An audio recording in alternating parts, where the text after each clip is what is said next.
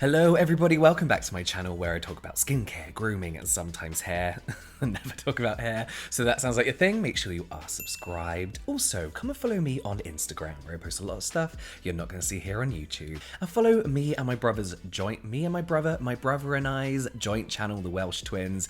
Skincare, makeup, a whole journey of things, So, Korean skincare, K-beauty, has become super popular all over the world. For me, whilst Korean skincare isn't necessarily better than other skincare, with K-beauty comes a whole kind of like lifestyle, in my opinion. But they also do have some really innovative ingredients that they kind of like push to the forefront, and you see that reflecting throughout Western skincare brands, that they really are inspired by Korean skincare. Snail mucin, Sika, mugwort, I think are perfect examples of those ingredients that are being adopted by a lot of the Western brands, and some of the best sunscreens you'll ever find. What a lot of people don't know is that I'm massively into K-pop. Some of you may recognize the light sticks behind me, Mamamoo and Luna. So today I usually do these like celebrity skincare mistake videos. Today we have a K-pop idol special just for me because I love K-pop idols. K-pop idols are usually just incredibly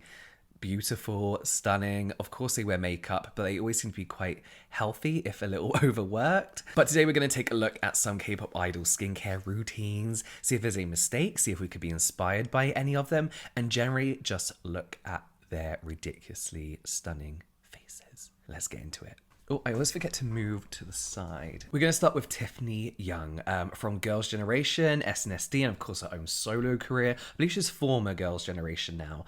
So let's take a look at her face. I saw Rihanna, she's always like, hi, hi, hi. Okay, no. 4 days in a row, 6 hours each to get this Mother of Dragons blonde. When you have black hair, it is a whole process to go blonde. I went from black to grey. We actually managed to do it in a day, but my hair kept going green because that black was like, I guess like trying to fight through. So I had to have a toner every single day to take away that green and turn it into a silver. Luckily I worked in a salon back then. I'm not sure it's something I do now. Most famous thing about K-beauty would probably be face masks. My favorite product would be this right now. You get a brush and the product, and what you do is you peel this back and then you put the activator in. And what you do is you shake it. You shake it. Ooh, and then you just paint it on your face. So you leave this on. Like already, I feel like my eyes are being lifted. As you can see, it's completely, well, almost dry. Okay, now ready to wash. I'm born. So this is, okay, this mask, I've tried something like this before, very similar, same kind of thing, but not this exact brand. But this is otherwise known as the zombie mask, sometimes called the granny mask, which is a little bit insulting. The idea is that this mask dries on your skin and it kind of like compresses and lifts your face, making it look younger, fine line and wrinkle free. A lot of people also say that it helps fade their dark spots and redness when they have quite severe acne in one use. Now, I've seen a lot of good reviews. For me personally, it maybe gave me a very temporary lifting effect and kind of made my skin look pore free, but I do feel, obviously you can see that dries down on your face, so I do feel like that's because it kind of like took all and any oil out of my skin and gave me this very temporary lift that disappeared after I finished the rest of my routine. I don't really think this is harmful in any way, but you do see a lot of people using this wrong. Instead of rinsing this off, what they do is they peel it off, and that's not how this mask is supposed to be used. Okay, so looking at the ingredients, we have some usual stuff: niacinamide, vitamin C, green tea, but the main star ingredient, I'm guessing, is the acetyl hexapeptide 8. Now, you might see this on other products, it's in some primers, it's in some serums, and a lot of these brands will claim that this ingredient is just as effective as Botox, which of course is a lie. But any brand that you say like Botox power, or on the ingredients they got like I think like Olay did it recently where they had like a syringe going into this lady's face and like Botox in a can or whatever it was. It probably just contains this acetyl hexapeptide 8. So it targets fine lines and wrinkles in the same way Botox does. It targets the same kind of areas, but obviously it's not as effective. And whilst this has been proven to temporarily decrease the appearance of fine lines and wrinkles, it's just a temporary fix, not a long-term one. And whilst it does have some amazing other ingredients in, its main thing of like lifting and anti-aging, it, for me, is a bit gimmicky. There's no long-term benefit from this, really. We're going to move on to Jessica Jung, who is, of course, former Girls' Generation. We don't talk about it. We don't talk about it. But an amazing soloist in her own right as well. Let's get started with this. I'm gonna just leave it on for like, I don't know, like 1 minute. Kind of like pat it off. What I do is kind of do it on my ears as well. And enriching. So this cotton pad toner hack is something I do a lot. And this is where the difference between a Korean toner and what we know as toners, like over here and in the Western world, really comes into play. I go to my local pharmacy, I go to Boots, I go to my local drugstore. You're gonna get toners from like Clean and Clear, Oxy, Simple. I've noticed a lot of brands are now calling their micellar waters toners. A lot of these toners are targeted at teenage skin, especially like in places like Boots and Superdrug, and that's not what is being used here. And I always say I feel like these are the kind of toners that give toners in general a bad name. Korean toners are pretty much super lightweight hydrating serums. They're packed full of humectants and soothing ingredients. You usually find glycerin, hyaluronic acid, of course. Centella green tea is really popular in toners. Aloe as well. They're actually amazing at providing like kind of instant relief for irritated skin as well. In this case, drier or dehydrated skin that needs a little bit more attention, especially if you're wanting to wear makeup so that it sits better over the skin. This cotton pad hack is something I do all the time on my cheeks, on my forehead, where I tend to get a little bit dry and rougher skin, or even if I got some irritation, this cotton pad little temporary mask really does help. So the Claire's, this is a perfect example of an amazing toner that you could use to do this because it's super hydrating. What do we have in here? Super soothing, fragrance free. If you find like your skin is irritated by fragrance, it's a perfect thing to do. It's such a good thing to do to provide that relief, take down redness, and just help towards getting rid of that dry, rougher skin. I'm going to stop it there because they actually like zoom through the rest of her skincare routine. They don't really say much about it, then they go on to her makeup. Okay, let's move on to Eric Nam. All right, let's get ready for bed.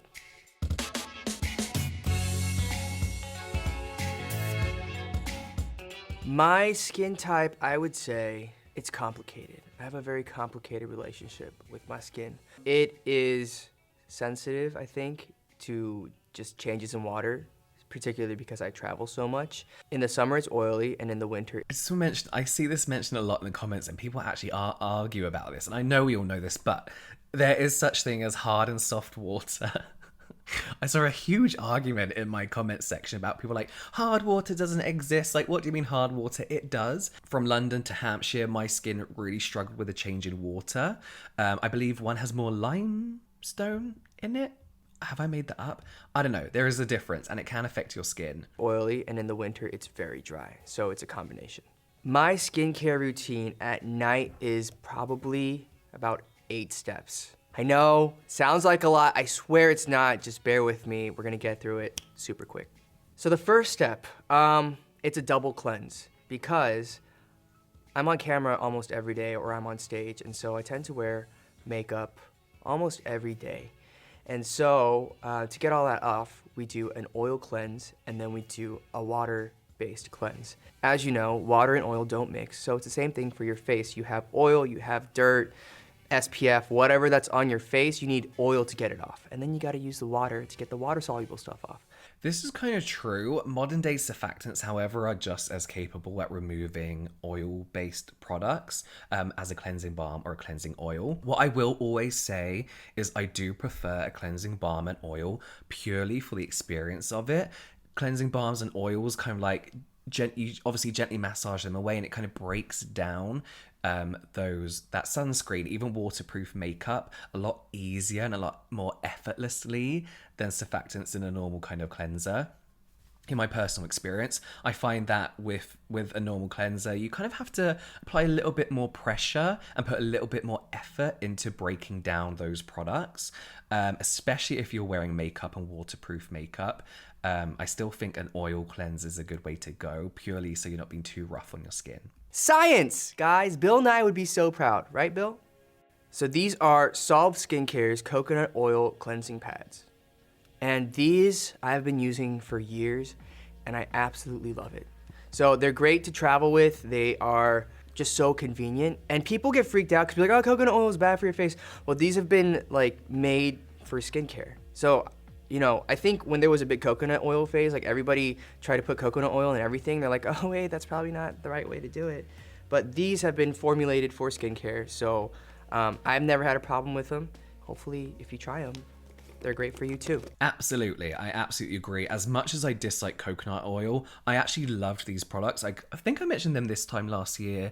They won a SoCo Glam Award, and I reviewed all the SoCo Glam Award winners. Coconut oil, lemon juice, you know, things that I usually hate on your skin. When it's been formulated in skincare, is very different from pulling it from your cupboard and then like shoving it on your skin. It's important to realize the ingredient has gone through a process. It's gone through almost like a cooking process, of course. Not that they cook it, but you know, it's gone through a process to make it a cosmetic. Yeah, it's this whole case again that I mentioned of not judging every single ingredient from the ingredient list alone. You have to think about the bigger picture and the formulation as a whole. I'm going to skip through his skincare because this is an old skincare routine. I think everyone's reacted to it now, but we've seen his skincare routine is very, very good with his skincare routine. There's one, if I'm being really nitpicky, one thing that I really don't like, and this is it. And they have like actual flower petals inside.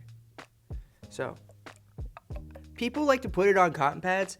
I'm honestly too lazy for cotton pads and cotton balls. So I just go like that. I'm sure it does the same thing. Why waste cotton in that way? So people are always like, you do so many things for your skincare. Isn't it annoying? Okay, so it's not the biggest deal, right? But he does this throughout the video as well, where he kind of like rubs at his skin like really hard. He has such a nice routine. He's so delicate with his skin throughout the rest of the routine.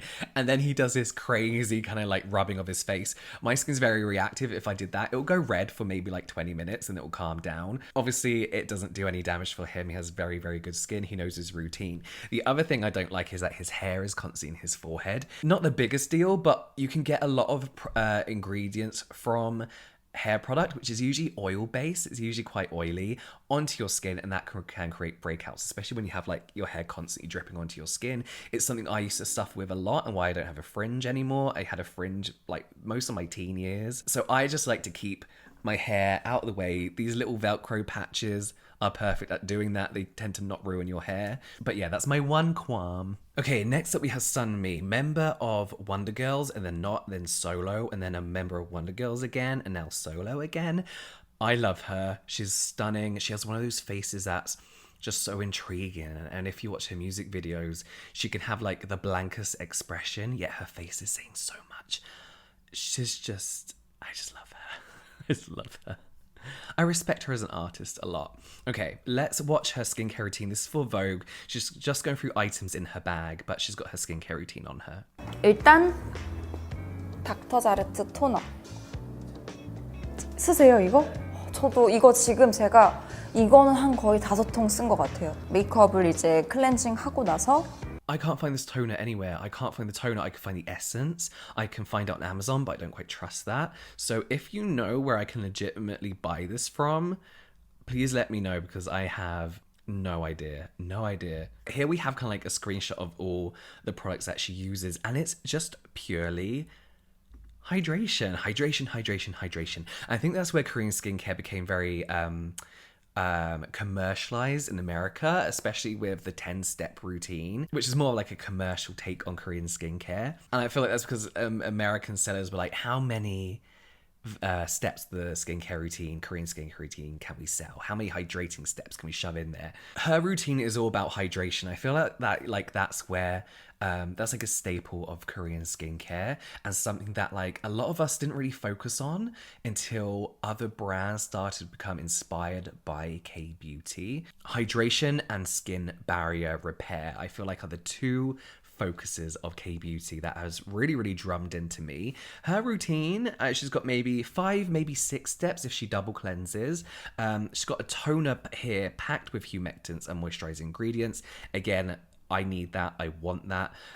She has the serum, again, sodium hyaluronate. It's got ceramides in there as well to help with the skin barrier. Adenosine, I never know how to pronounce that. Adenosine, to help with fine lines and wrinkles. And then she also has these amazing, from the same brand, like these purely hyaluronic acid cubes, sodium hyaluronate, hydrolyzed hyaluronic acid, hydrolyzed sodium hyaluronate, hydroxypropyltrimonium hyaluronate. I don't know what that one is, but these are all basically different molecular weights of hyaluronic acid. So just a pure block of hydration, followed by a soothing, repairing moisturizer. It seems like a really nice, effective routine that's going to contribute to that dewy, glowy skin that she's well known for. I'm going to order this whole routine. Let's move on to one of the members of BTS. I was actually sent this video a lot because of the clip of, you'll see his face to cleanse, but it's kind of out of context because it's from a video with loads of little clips of BTS doing their skincare routine. So let's take a little look, and then I have a few comments.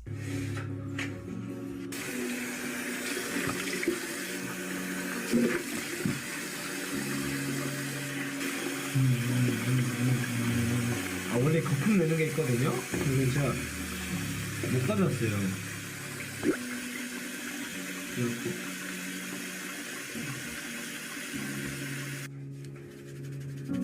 눈썹이랑 코가 뭐가 제일 많대요? 빨리 피부 좀 좋아졌으면 좋겠다 진짜.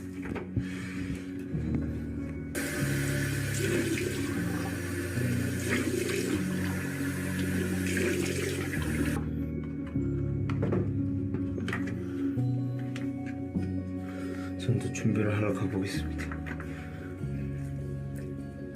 수건이 없어가지고 지금. So that's it basically. So this could be one of two things. This could be a bar of soap that came free with a hotel if they're staying in a hotel. I kind of guess he is, because he's saying there's no towel in here. If it was his own bathroom, I guess he's used to having a towel in there. If that's the case, then I wouldn't bother cleansing my face with this bar of soap because it's very drying. We all know soap is. It has a pH of around 9. And whilst finding that perfect pH balance routine isn't as big a deal as a lot of people make it out to be, 9 is very drying, very drying. That's less to do with the sodium lauryl sulfate. On that note, this could be a cleansing bar. So these could be formulated with more coconut-derived surfactants, and even if they're not, products and formulations have come such a long way that we don't need to be scared of sodium lauryl sulfate. We don't need to be terrified of it drying out our skin too much. In cleansing bars, I think I would probably avoid it, I think. If this was a bar of soap, I probably wouldn't have cleansed with it at all. I would just forgot about it unless I had my super hydrating toner, serum, moisturizer, even a mask to make up for what that bar of soap has probably done to my skin. I'm actually currently testing quite a few cleansing bars.